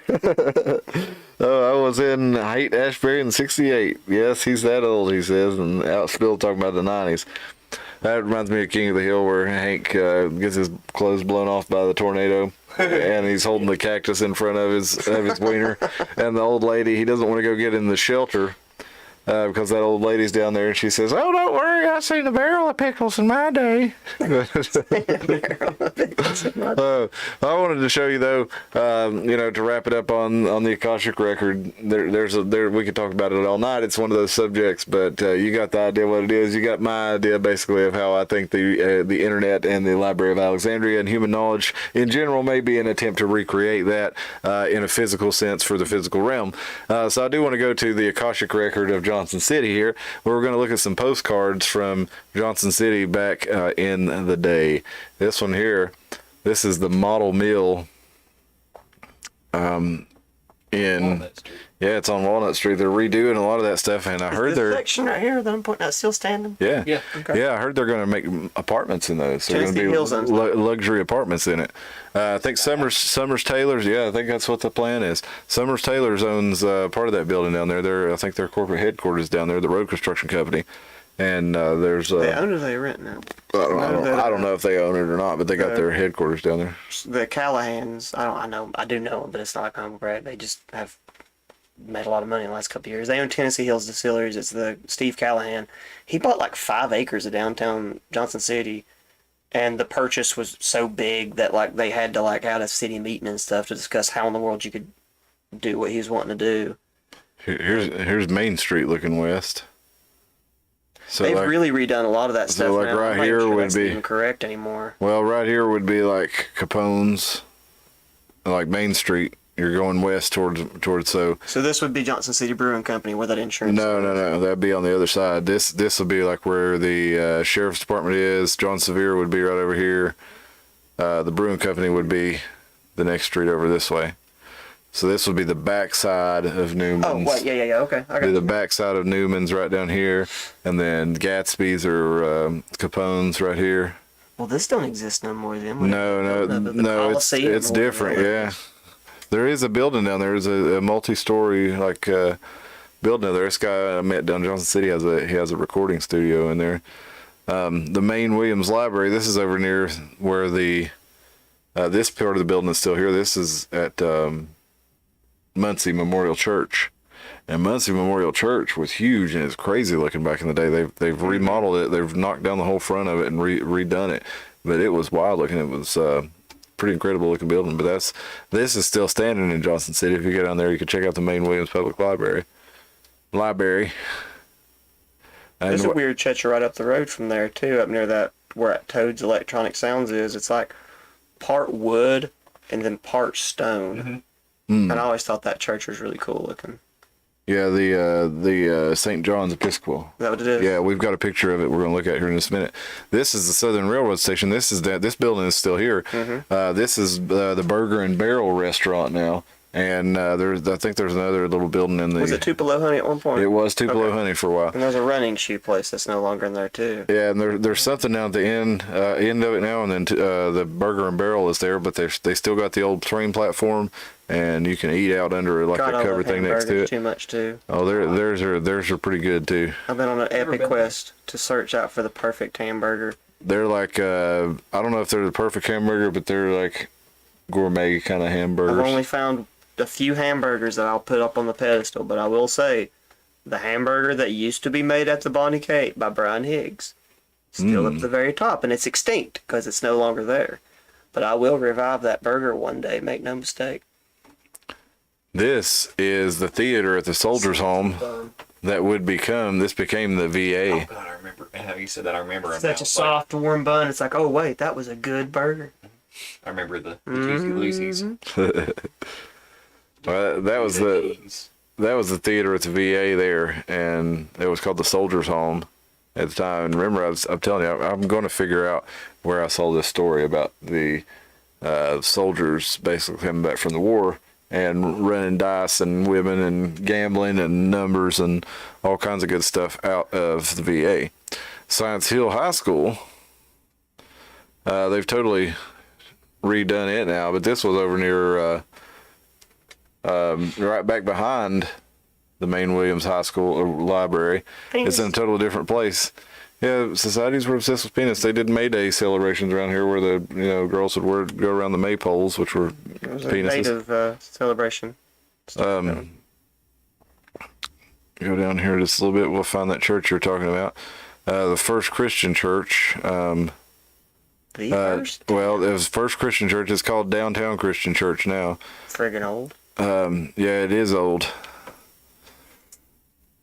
I've been in this church. This one's on Market.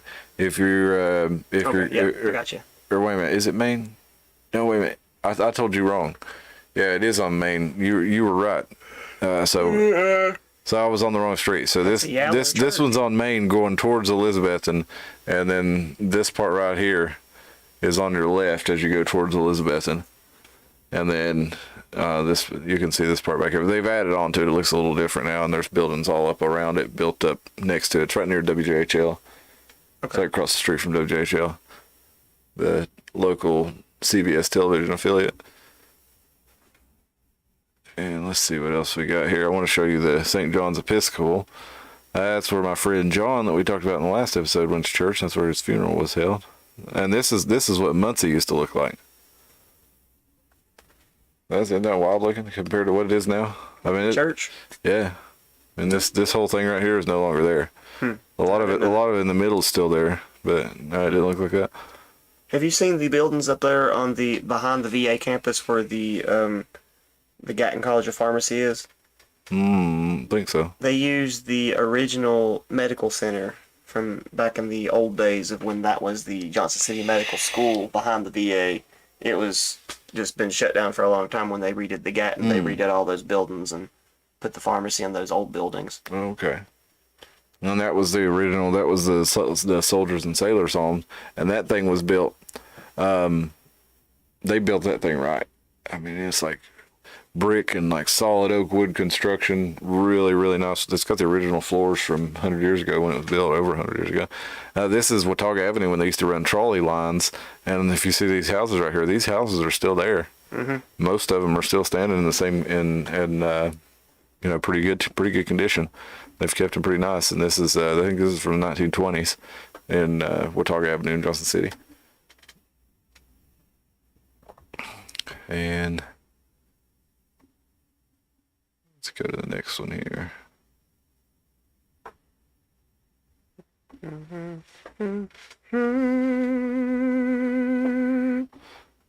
The Franklin Hotel. I don't know where this was. Looks a lot like the modern Carnegie, though, doesn't it? Probably is. Right? Well, they built that Carnegie in the 2000s. The old Carnegie was over near the Silver Spur. Built it to look like it, I guess. Yeah. This is the John Sevier Center that we were talking about. They're kicking all the old people out of here, which don't blame them. The place needs to be remodeled anyway. They're basically building a new facility for the senior citizens and assisted living, or not assisted living, but low-income housing, because this thing needs a full remodel. So they are building the assisted or the low-income housing people a new facility. Selling this one, they're going to remodel it into luxury apartments.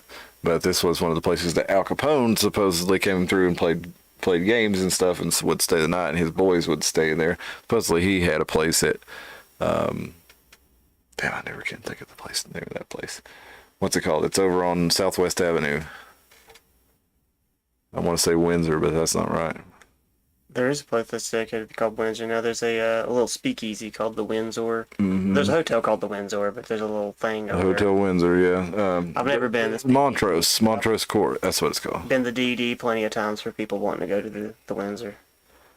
The Montrose Court. This was WJHL's building now. That was the post office in Johnson City. White supremacist building. And they turned it into the television studio for CBS. Oh, wow. And it's still pretty much intact. I've been inside that building. It's pretty cool. Boring looking. It's pretty bland inside, but still pretty neat. There's a lot of buildings on ETSU campus that look like similar to that one. Yeah. Let's see if I can find this. And you got the nightmare known as Brown. Here you go. Here's Main Street looking east. We looked at Main Street looking west. Here's the People's Bank business. No, I don't remember Brown. It was the science part of the building, but it was a friggin' joke. Like, you had two entrances, and then the building had a gap in the middle of it, so you couldn't get to one side without going all the way back down or all the way up to get from one side to the next. It's like they played a trick on their science majors. This is Freiburg's German restaurant now. This is the People's Bank. Oh, yeah, it is. The fountain is not in this picture. I forget when they took the fountain over there. They got Mecca The over Mecca here. restaurant. Yeah. I didn't know that the Mecca was around back then. Apparently Mecca's been around a long time. Wow, I didn't know it was that long. Through good times, through bad times, and through trioxines. Damn. Shonda, I hope you're doing all right out there.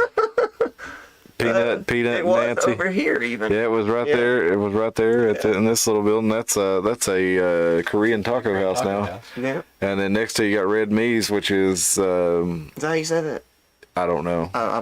I've never heard it. I think they're like Mediterranean food. I forget what nationality they are, but it's Indian. it's not Is it? Indian. No. Okay, I ate Saib for the first time the other day. It's been over in Johnson City a long time. I've never tried Saib, and I finally Never tried it. eaten there actually. Yeah, it's pretty good. I went in, and the people I went with, they didn't like the smell of it, so we left. It smelled like when you walk in, you're very much hit in the face with the smell of curry powder, but it's Indian food. What do you expect? Yeah, I mean, I was gonna try it. I had this theory that I had an ulcer from the abundance of stress I had in January, and so I actually wanted to try Saib anyway, and I was like, oh, let's go try some Indian food. That'll really expose whether or not I have an ulcer. And I really ate some spicy food. Nothing happened. But the chili chicken that looked like it was going to be fire, just do the dance of death in my stomach, wasn't bad at all. Didn't do anything. Now, on the other hand, if you go to the Magic Walk and get the actual Szechuan menu, that will light you up. And I ate the Szechuan beef and noodles the other day, and it was probably one of the spiciest meals I've had in a while. But I enjoyed That it. sounds good. Not spicy, Oh, but yeah, where that I'm one. working over in Kingsport, there's a place called Thai Noodle Town. Okay. Get the drunken noodles over there, man. I'm telling you. Oh, the pineapple fried rice. Ooh, yeah. That's amazing. Yeah, I like Thai Town. I love that place. That's It- been like a gem that I found over there. Do they still? I haven't called them in a while. They still say thank you, call Thai Town, take a piece. It's pretty fun the way they say it because like if you didn't know who you were calling, you'd be like, what the hell did they just say? But man, you want to talk about some delicious noodles. Everything I've had red curry there. I've had the yellow curry fried rice, and where I've gotten hooked on the pineapple fried rice. I don't want to try anything else. 'Cause when we go, I'm like, it's just so good. Have you been to Monsoons? Mm-mm. Okay, there's a Thai restaurant if you go Rum Mountain City, whatever up in there. Drive up that direction, you'll see a house. Up Yeah, on your okay, left. I know exactly where you're talking about. I've just never been there. Well, if you keep going up further, there's another one I can't remember the name of too. But there's several Thai restaurants up towards Rome Mountain and places like that are very good. They're actually authentic because it's people from Thailand. I that forget just came the here. name of that place, but I've heard that's good. There's like room for like six tables or something like that, 4 tables. Yeah, well, that and when she runs out, she runs out. Yeah. But it's called Monsoons. People really rave about it. Well, this is the lady, the statue, the lady of the fountain here, and she was put back in place, I think, in just in time for the age of Aquarius. I think she was put back in 2012. They took her down like 100 years ago. Is this the statue in Fountain Square? Yeah, this was when she was up the first time. Then they took her down. Which fountain is this? Because there's two. There's one across the street from where the taco place is, and And that's where what did they this take one that is. That one's the one in front of. Is that one still Yeah, there? yeah. No. This is the one in front of Fireberg? Yeah, the one across the street is one. No, it is the one in front of Freiberg's, but they took it Okay. down from there like 100 years ago, and then they made a recreation of it and put it back in 2012. It's a very, very inefficient fountain, by the way. It splatters all over the place. And let's see, let's find that church I was going to show you real quick before we call it a night. 'Cause I did want to show the old. I know they got an old picture. They may not have an old postcard, but this is the original. This is the beginning of Johnson City right there, Johnson's Depot. What a shithole. Yep. It's come a long way, hasn't it? Look, had broken windows even back then. Yeah. Take care of your stuff. Come on, Old people. Johnson shit, he got it start right. Yeah, that's right. Now let's see. Here's downtown Johnson City in 1870. What building's that, you think? Oh, that's the bank? I don't know which one exactly it is. The corner building. So. Think it's the People's Bank building? I don't know. I don't know. I'm going to pretend it's Freiberg still. Yeah, maybe. That looks like the building, kind of. And You remember when they started remodeling where Tipton's is and stuff like that, because at one point in time, Mid-City was down in that area too, back when they were only open third shift. Yep. Here's Main Street, looking east from 1890. How crowded the streets were. The happening little place. That's Freiburg's right there. Freiburg's is the center of the Vanilla Sky universe. Yeah. The mud flood. It was there before the mud flood. Yeah. Let's see. All right, let me go find. We'll get off here. But I do want to show that church these guys were talking about earlier. Oh, there's the there's a photo of the fountain when it was still in place originally. And they've reassembled a version of it now. Yeah. A sloppy version that doesn't contain the water the way it's supposed to. That exposes too much pipe in certain areas. I could have done better myself. And go over here to the old People's Building, the People's Bank Building, get your soda and drugs. Those are apartments now, right? They have a bank on the bottom and then apartments on top. At least I think it's a still bank. Oh, the hookah's across the street. Yeah. That's up Spring Street Lit. block. So it's called Lit. Yeah, it's called Lit. Mm-hmm. All right. Dubai was lit. Yo, man, Dubai was lit. Don't tell you my lawyer would kill people. You don't know what? Oh, I'll show you off. I'll show you up there. You need to just go on YouTube and put Dubai's lit. You'll get it. It's a kid who's like high on like dental fumes or something like that, and he thinks he was in like Boondock Saints, and he starts talking about Rocco killing people for him and stuff. Yeah, that's the Stone Church. They've added a very large wooden section behind it that is actually somehow more impressive even than that. Because it's made out of like the big swervy looking curvy boards and stuff, or whatever you call that. It looks I don't know what you call it, but it's cool. I'm trying to say. Yeah. That's you know, to each their own. But the Episcopal Church is one of the strangest ones I've been to. How so? Well, for one, they've got a lot of different crosses. They got like iron crosses and upside down crosses and broken crosses and all these different cross symbols all over the place. They're the ones that think that there's nothing after we die. I don't think so, man. There's one of the denominations that think when we die, I can't remember what it is. The priestess or the I'm not sure. She reminded me of like a lesbian Jedi. All of them.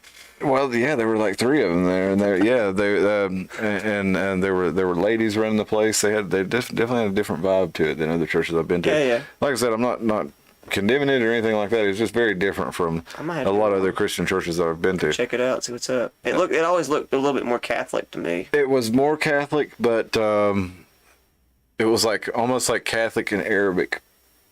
Like, I'm intrigued. I know where I'm going Sunday. It was strange, but I'm telling you, it was very different.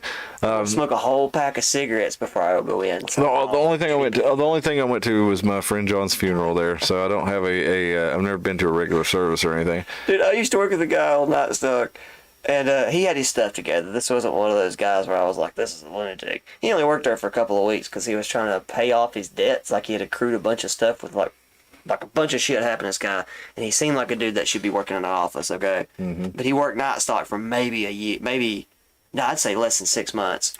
And then he got his stuff together. He just needed a night job for a little while. And he told me, he was like, yeah, man, back in college, one of the funnest things we used to do is we'd go out partying all night long on Saturday, and then when we get home at night, we'd go home, get cleaned up, take a shower, hair the dog it, take even more liquor, and then we'd catch a ride up to the church and just sit there and have a great time at church, because, man, anything's hilarious when you're drunk. And like, we'd be sitting there, and he was like, we started playing along with it. We'd be like, yeah, like getting into it. I thought that was a weird way to get their kicks, but apparently they wait till they got home and were really, really wasted. Look here over where this is where the 111 is right now, right? Which one? The American Meat Stall. Why that closed? Everybody needs their meat. This is Spring Street right here, and this is Tipton Street going down here. Does that say goods and notions? Yeah, that's what it says. Wholesale dry goods and notions. Is it like a lotion? McLeod Mahoney Company. I don't know what a notion is as far as a good that you can buy. Yeah. A product or service that you can buy. Come here to buy a notion. Yeah. I guess if you take a notion, you can come buy their dry goods. I guess so. Wholesale. Man, my grandma was about as hayseed you can get. I never heard her say that. She used to say hayseed. She'd say chimley. It's like, I don't know what language you speak, but there's no L in there. I never heard her refer to it as a notion.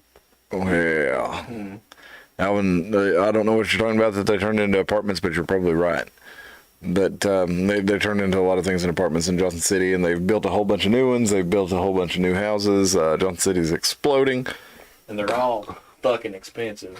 Yeah, they are. Like, no. It's like, Well, the Hey, this is the place to be now, man. You sell your house in California, you sell your house in New York, you sell your house in Florida, get a couple $1 million, you come down here, you can buy a really, really, really nice house for $500,000 and sit on the interest while you find you a job is basically what a lot of these people are doing. So, and then you have all of us that live here and we're like, oh, now we can't afford anything. honey pie, I'd like to know where you got the notion. Well, I'd like to know where you put the lotion. On the skin, baby. And with that, we will see you Wednesday night. Hey, I want to thank you for joining us, Alvin, Honey Pie, Spill the Tea, Sean. Glad to have all y'all out there tonight. To everybody that's watching in the replay, that's where most of our local people watch. I hope that you all enjoy this, and I hope you'll get back with us on Wednesday night. And we're going to be putting together some stuff where we're going to go over some Agora. We're going to go over some solution stuff. We're going to do a hike and a trash pickup and a gun range trip here again this year. So everybody local, get ready for that. Appreciate y'all joining us on the last time, and we'll have a lot of fun. Dustin's going to take us out here on the Get You Lately, the U-Guitar. I gassed those geese today.